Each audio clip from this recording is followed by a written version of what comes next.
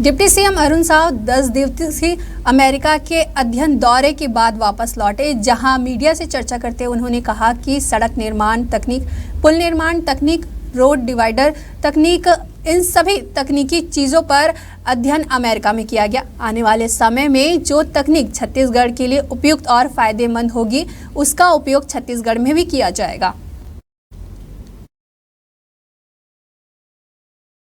America से 10 दिवसीय यात्रा करके लौटा हूं। 9 सितंबर को अमेरिका गया था और आज अमेरिका से वापस लौटा हूं। इन दिनों में अमेरिका के 5 प्रमुख शहरों में जाना हुआ। इस दौरान सड़क निर्माण, सड़क रखरखाव की तकनीक, आर्टिफिशियल इंटेलिजेंस का उसमें किस तरह से उपयोग हो सकता है, पुल पुलियों के निर्माण को लेकर तकनीकी विशेषज्ञों के साथ चर्चा, ग्रीनफील्ड रोड का अवलोकन और जिस तरह से अमेरिका के बड़े बड़े शहरों में जाना हुआ, किस प्रकार की तकनीकी का इस्तेमाल वहां पर हो रहा है, इन सब का अध्ययन किया। और साथ ही साथ इस दौरान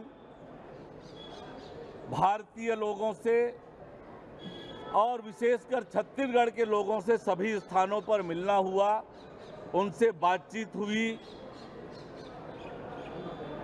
इतनी बड़ी संख्या में छत्तीसगढ़ के लोग अमेरिका के इन शहरों में रहते हैं, वहाँ पर स्थापित हैं। स्थापित होकर न केवल छत्तीसगढ़ का नाम रोशन कर रहे हैं, अमेरिका के विकास में भी योगदान कर रहे हैं। नाचा, चना, ओवरसीज फ्रेंड्स ऑफ बीजेपी, ऐसी संगठनों के प्रतिनिधियों से भी मिलना हुआ।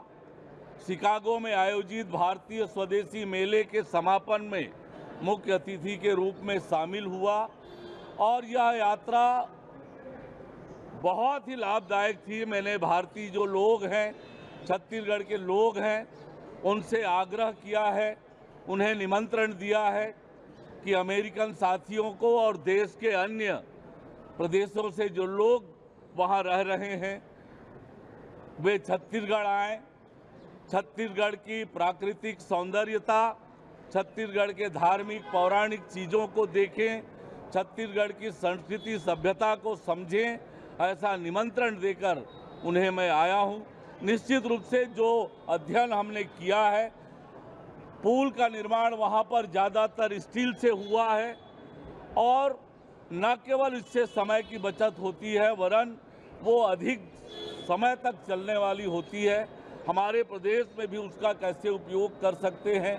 रोड डिवाइडर के मामले में जर्सी डिवाइडर, कम चौड़ी सड़क पर कम जगह हो, वहाँ डिवाइडर कैसे बनाया जाता है, उसका उपयोग कैसे किया जाता है, इन सब